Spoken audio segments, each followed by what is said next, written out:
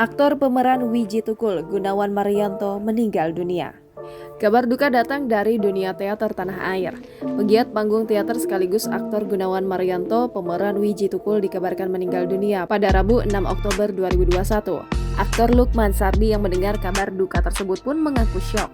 Lukman Sardi masih tidak percaya ketika mendengar kabar kepergian pemeran Wiji Tukul dalam film Istirahatlah Kata-Kata Itu. Lukman Sardi bercerita, tadi sore ia baru saja membuka foto-foto sewaktu di Locarno Film Festival. Lukman mengunggah salah satu foto yang ia temukan ke Instagram, foto mendiang Gunawan Marianto. Ia pun mengucapkan selamat jalan kepada Gunawan Marianto.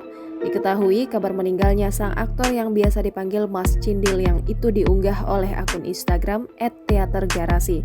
Gunawan Marianto dikenal aktif di komunitas teater Garasi Yogyakarta. Ia meninggal dunia di usia 45 tahun, sepanjang hidupnya didedikasikan untuk seni peran. Tak heran jika ia pernah mendapat penghargaan aktor terbaik di Piala Citra. Film Istirahatlah Kata-Kata merupakan film yang membawanya menjadi pemeran utama pria terbaik di Usman Ismail Award. Ia memerankan tokoh utama sebagai Wiji Tukul.